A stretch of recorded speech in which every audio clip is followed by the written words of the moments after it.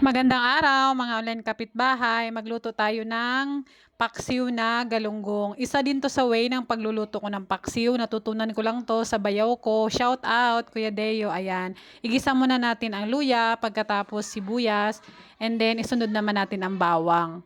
At pagkatapos haluin lang natin ng maigi hanggang sa lumabas ang mga aroma nito. Sa inyo ba, meron din bang nagluluto ng ganitong way? Natutunan ko lang to sa bayaw ko. At ayan, pagkatapos ilagay na natin ang ating mga galunggong. Medyo maliliit lang pala yung galunggong na yan, kaya ang sarap niyan ipaksiw. Siyempre, halu-haluin din natin ng konti. Hindi pa naman madudurog yan dahil hilaw pa naman ang ating isda. Tuloy lang natin ang paghalo hanggang sa manuot yung ating mga sangkap.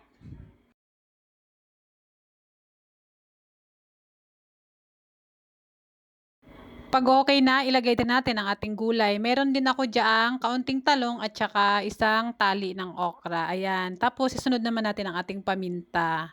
Ang gulay naman ay optional lang yan. Pwede naman tayo magluto ng paksiw ng walang gulay, di ba? Gusto lang namin ng may gulay, kaya ayan, nilagyan namin ng kaunting gulay. Pagkatapos, maglagay din ako ng kaunting seasoning. Ayan.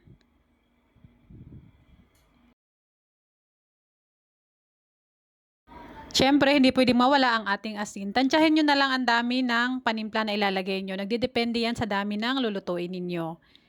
And then pag okay na, maglagay tayo ng suka. Suka lang ang isasabaw ko, hindi ako maglalagay ng tubig.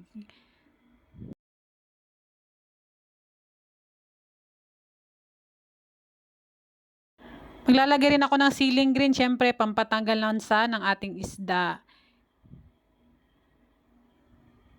Ayan, nang mailagay ko na yung siling green, ayan, ginilid-gilid ko muna yung suka para naman kumalat at saka maluto din yung bandang ibabaw. Siyempre, tinansya ko din kung sakto na ba yan na makapagpaluto sa ating isda.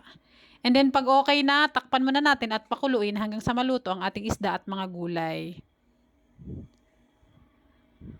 Ayan, fast forward, ayan, kumukulo na siya. Siyempre, wag din natin kalimutang tikman para ma-adjust natin ang lasa kung may kulang man.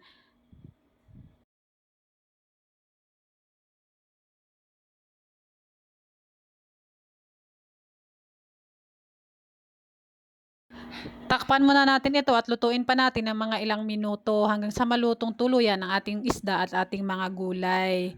And then, after mga ilang minuto at ayan na, malambot na rin ang ating mga gulay dyan at luto na rin ang ating isda. Kung hindi nyo pa na-try ang ganitong way ng pagluluto ng paksiw, subukan nyo rin, napakasarap niya lalo sa bahaw na kanin. Paniguradong hindi kayo magsisisi kung susubukan nyo ang ganitong way ng pagluto ng paksiw. Must try talaga itong luto na to. Ayun lang, maraming salamat sa panonood. Bye-bye!